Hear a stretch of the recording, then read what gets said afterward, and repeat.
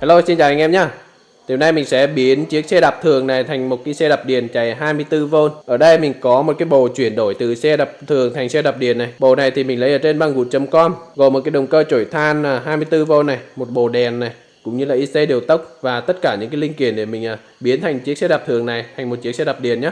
Thì link mua cái bộ động cơ này mình để trong phần mô tả nhá. Cái này thì mình lấy ở trên banggood.com các bạn ạ. Thì ở trên Banggood hôm nay là ngày 26 đến ngày 27 này. Đó thì Black Day ấy, là cái ngày giảm giá cực kỳ mạnh luôn. Trên tất cả những cái sàn điện tử thì Banggood nó cũng giảm giá rất là mạnh. Nếu anh em nào muốn mua thì có thể mua cái dịp này này. Và mình sẽ cố gắng săn một số mã giảm giá. Nếu như mình có ấy, thì mình sẽ để trong phần mô tả nhá. Anh em nào muốn mua hàng ở trên Banggood thì có thể ấn mã giảm giá đấy. Ok, thì bây giờ mình sẽ lắp ráp cái bầu này nhá và biến con xe này thành một chiếc xe đạp điện chạy 24V.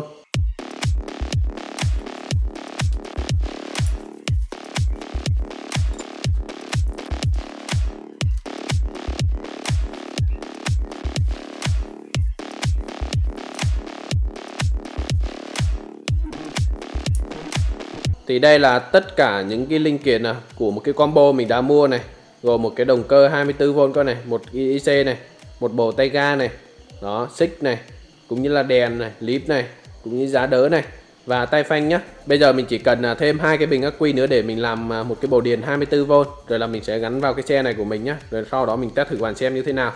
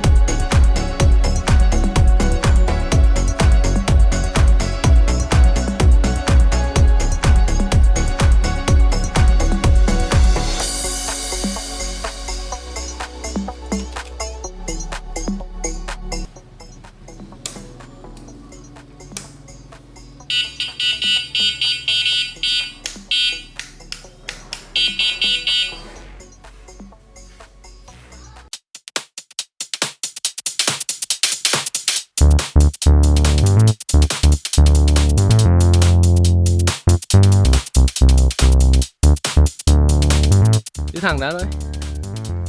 Hả? Hay làm gì? Ra đường đẹp đấy nhưng mà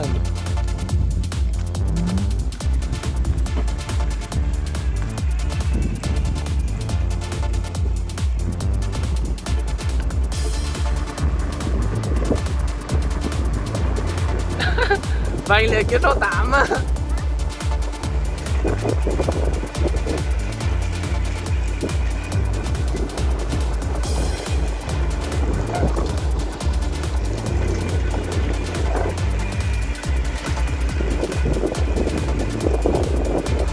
Đi sang miệng bên đây để anh quay bên đi. Hết cả giấy.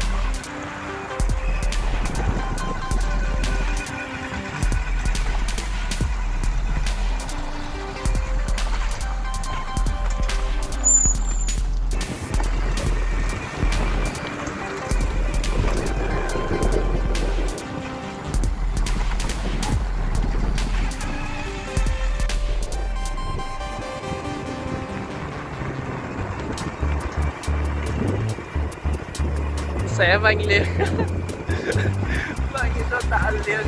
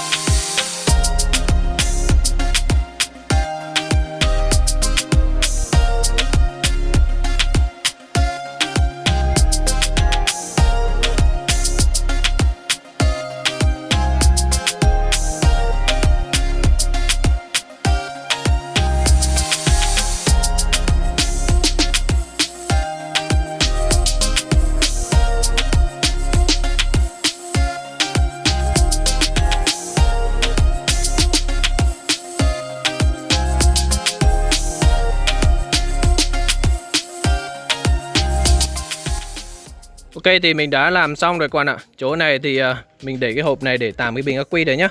Chỗ này mình đang để tạm thôi, hôm nào mình nghiên cứu mình làm cái hộp nó nhỏ gọn hơn. Cái này mình để tạm mình test thử các bạn ạ. Đó, động cơ này, tay ga này, tay ga chỗ này này, còi này, đèn đấy nhá. Đấy. Chỗ này là động cơ nhá các bạn. Cái động cơ này thì mình vừa test thử rồi. Chạy không nóng nhá, chỉ hơi ẩm ấm một xíu thôi, không nóng gì cả. Đó. Ok thì như vậy mình đã làm thành công rồi nhá. Kênh Mr Chế chúc các bạn thành công. Nhớ đăng ký kênh để ủng hộ mình nhá. Chào các bạn. Link mua mấy cái sản phẩm này mình để trong phần mô tả nhá. Đợt này Banggood đang giảm giá rất là nhiều ấy. Anh em tranh thủ mua cái đợt này mình nghĩ là được giảm giá rất là nhiều luôn. Thì tất cả những link mua này mình để trong phần mô tả nhá. Các bạn có thể vào đấy các bạn xem.